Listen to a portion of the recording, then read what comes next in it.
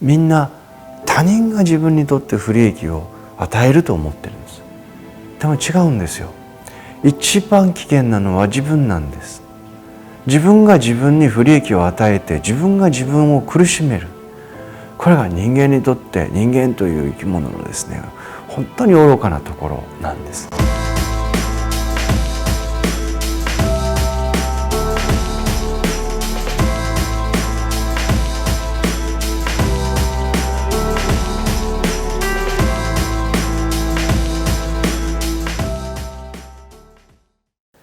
ペンネームはつらつさん、50代の女性からいただいたお悩みです。先日死にたいと思い、胸に熱いものがこみ上げてくるものがあり、大愚様のページにたどり着きました。そしたらなんとびっくりいたしました。こんなにもたくさんの方が悩み、それを忠実にお答えになっている姿に心を打たれ、熱くなり涙があふれました。私は強迫性障害です。人により症状はいろいろ違いますが、私は確認癖です。何回も何回も確認します。例えば水道のメーターを何回も見に行ったり、浄化槽のマンホールの蓋を開けて何かしら大丈夫かなと何度も眺めては、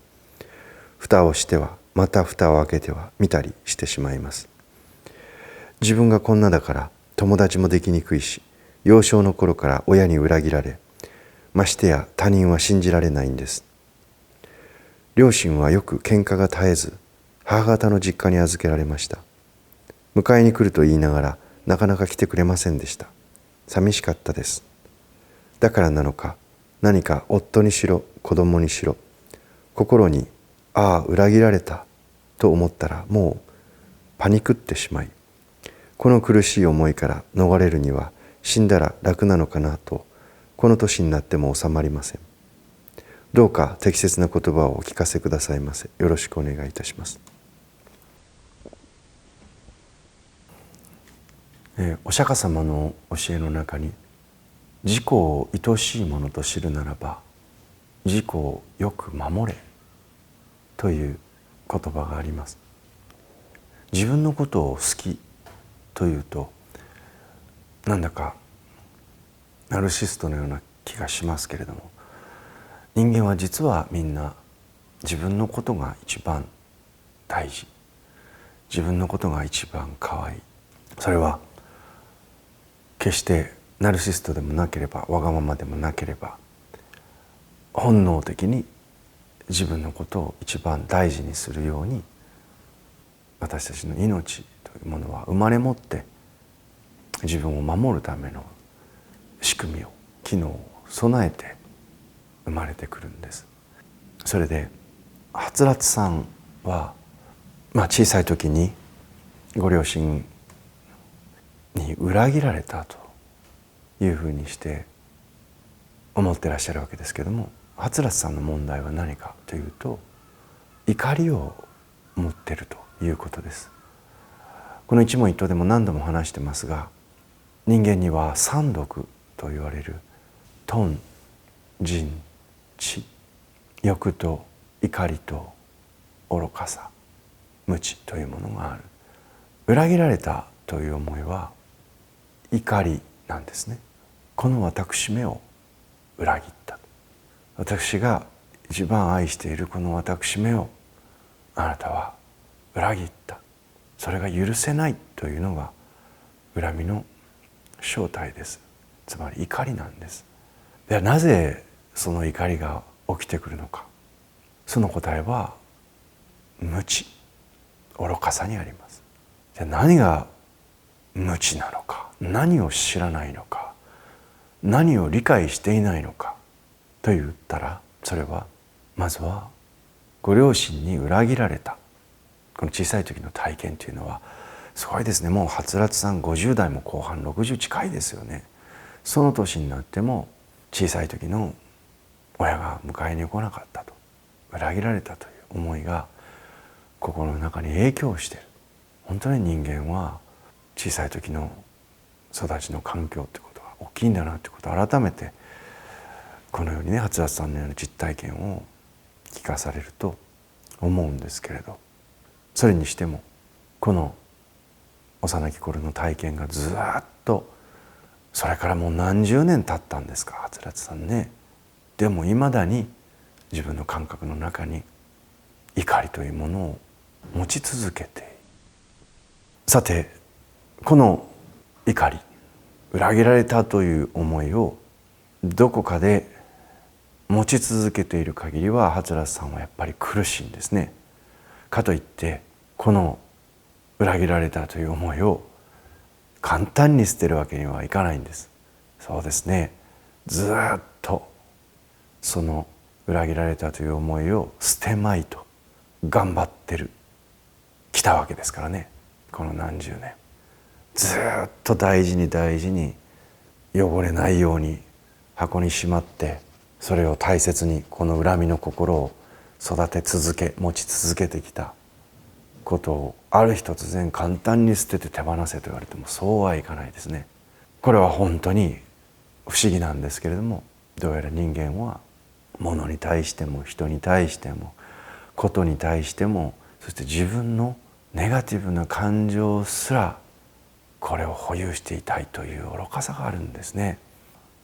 本当に面白いなと思います、そういう意味では。さて、あつらつさんの問題は先ほど言いました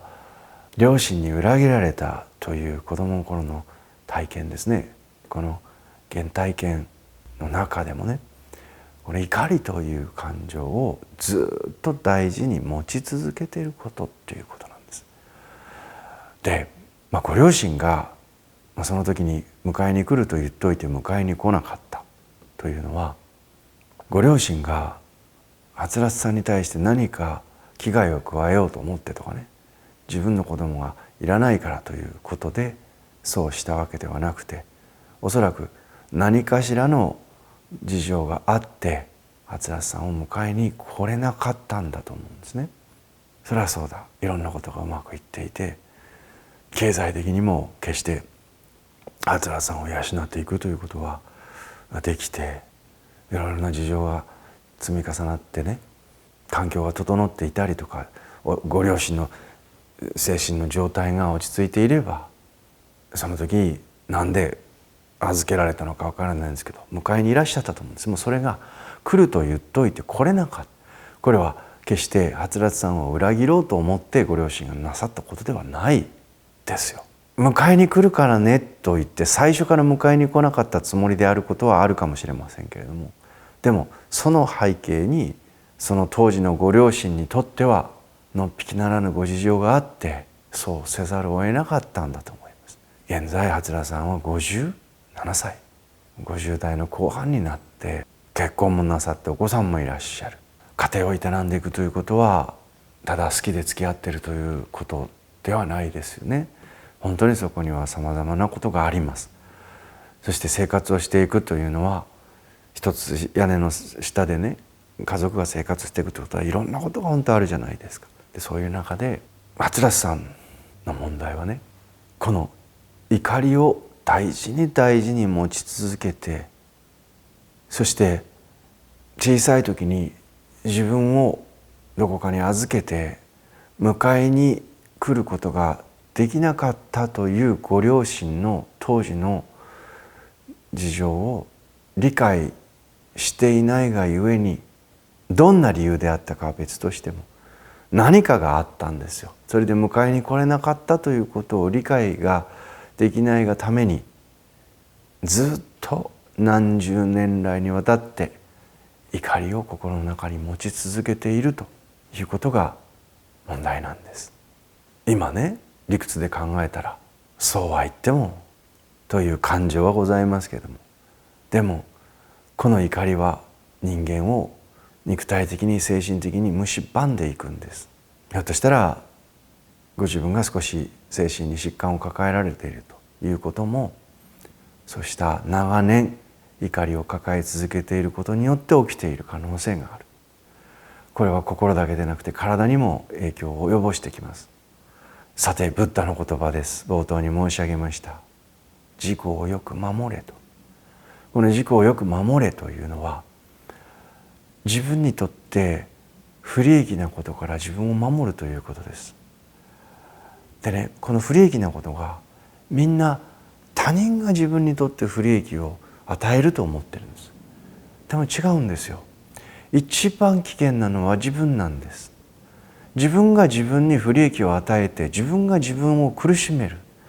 これが人間にとって、人間という生き物のですね、本当に愚かなところなんです。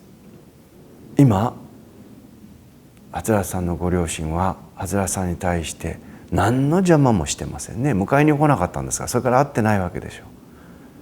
何の邪魔もしてないんです。何の危害も加えてないんです。何の悪口も言わなければ何の不利益も与えていない。じゃあ誰が初ラさんに苦しみを与え続けているのか、答えは分かりますね。自分なんです。ブッダが自分を自己をよく守れというのは、外から自分を守るということでもありますし、でも同時にね、もっと重要なのは自分から自分を守れということなんです。初ラさんを苦しめているのはなんとご両親じゃなくて自分なんです。今や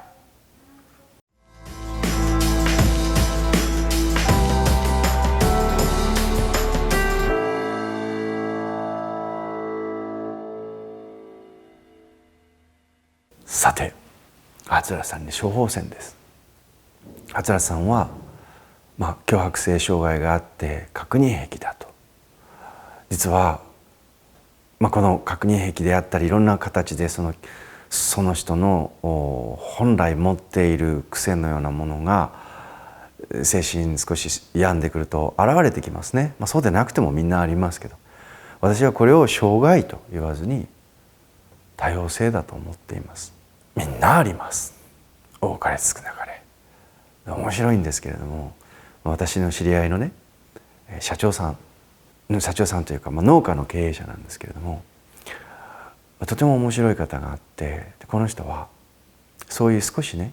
何かしらの疾患を持った人、精神を病んだ人を従業員として雇ってるんですよ。それで本当によくいろんな方々のその癖をね上手にお仕事に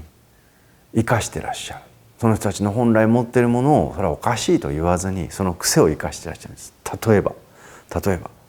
自分で考えて何かをするということはできないけれども、やれと言われたことは雨が降ろうが雪が降ろうが必ずやるという方がいます。その方の農場にはね。で例えば植物にこれ木植えたから水をやってって言うと、そうすると雨が降ってべちゃべちゃでも水をやるんです。それが唯一ちょっとね水もったいないかなっていうぐらいで、今雨降ってるでしょ、降ってるからお水やらなくてもいいんだよっていうことがわからない。でも自分が水をやると決めたらこれも毎日決まった時間になさるわけですよ。でこういうご本人の癖というものが実は周りの人を助けているということがあったりするんです。もう一度冒頭のブッダの自己を守る、ここに私は初さんに2つのね具体的な処方箋を出したいと思うんです。一つは確認癖。こういう人が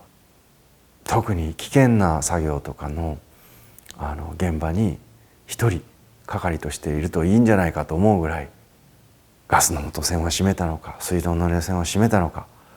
そういうふうにして何度も確認せざるを得ないという癖があるわけです。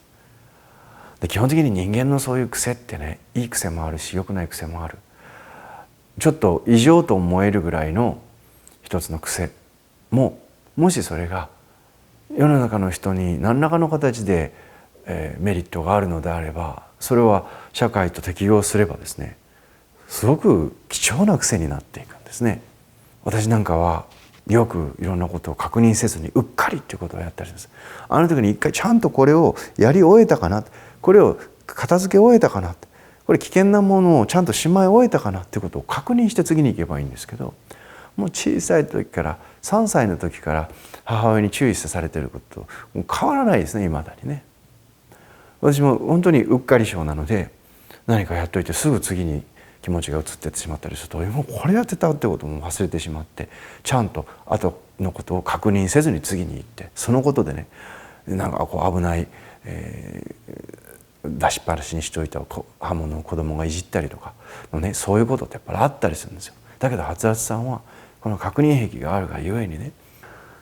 どうでもいいことを何回も何回も確認するって、それは確かに周りの人から見てても鬱陶しいと思うし、自分でも嫌になると思うんですよ。それ自覚あるでしょうから。けれども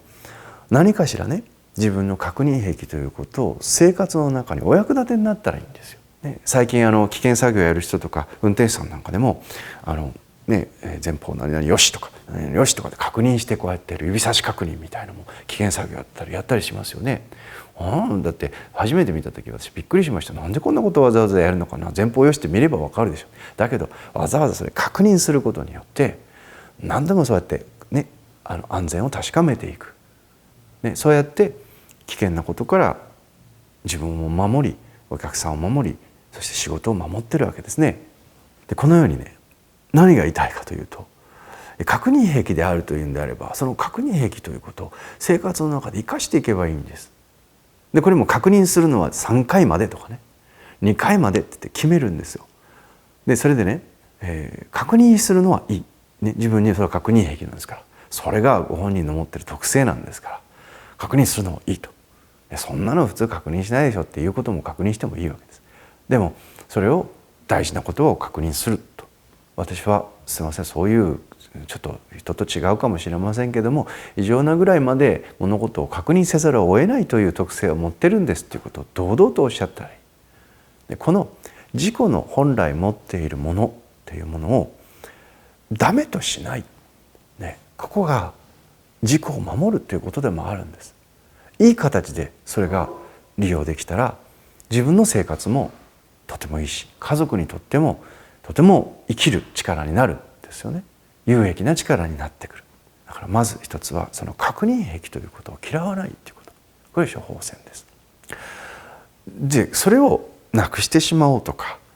確認をしないようになりたいじゃなくて、確認をするということが私にとっての癖なんだと。でこの癖を良き癖に変えていく。私になんかね、忘れそうなことを私に言っといて、私確認するの得意だから。そしてちゃんとそういう人が一人いてくださったら、そしてそういう人が鬱陶しくない程度にちゃんと確認をしてくださったら、これとっても有益じゃないですか。ですからこれを嫌わないということが一つ。それからもう一つ、処方箋。これは先ほど言ったとても難しいですけれども、自己を守るということを自分で大人になってほしいんですよ。ご両親は確かに結果としてね、いろんなご事情があって初達さんを他人に預けて迎えに来なかったけれども、やっぱりご両親も人間ですから、やっぱり自分が思うように完璧には生きられなかった。その苦しみの中で自分の子供を他人に預けざるを得なかった。そして迎えに行こうと思ったかもしれないけれども迎えに行けなかったというご事情があったわけです。けれどもそれからもうおそらくそれが何歳の時だったか分かりませんけど、初田さんが今57ですから、このお手紙頂いている段階でね、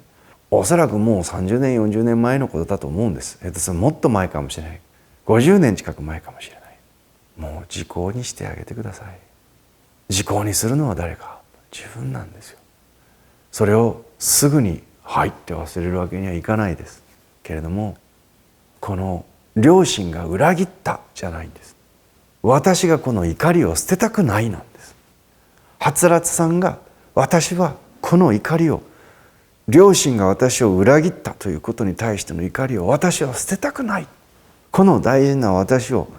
傷つけた、裏切った、それは許せない。さてこの怒りを抱えたまま初らつさんは墓場へ行きますか。この怒りがご自分の今のその両親の自分を迎えに来なかったという出来事から何十年も経った今も、自分の心に、自分の体に、自分の家族に暗い影を落とし続けているという現実をよく見てください。それを見ることができるというのが知恵です。それを見ていただきたいという思いで、私は今このメッセージをお伝えしたいと思って動画を撮影しています。初ラさんに今の私の願いが届くのであれば、どうかぜひこのご自分の心の中に起きているご両親の裏切りという名の怒りを見つめていただきたい。でこの怒りがきっかけでご自分の旦那さんも子供も信じられないわけです。人が裏切るのはいい。でも自分がそのことによって怒りという猛毒を持ち続けて死んでいくのは愚かなことである。これがお釈迦様のお伝えしたかったことなんだろうと思うんです。さて、初ラさん、自己を成立させてください。自己を成立させるのは自分なんです。両親を許せとは言いません。でもその怒りによって自分の心身に毒を抱え続ける、爆弾を抱え続けるというのは愚かな人のする選択であるということ、応援してます。頑張ってください。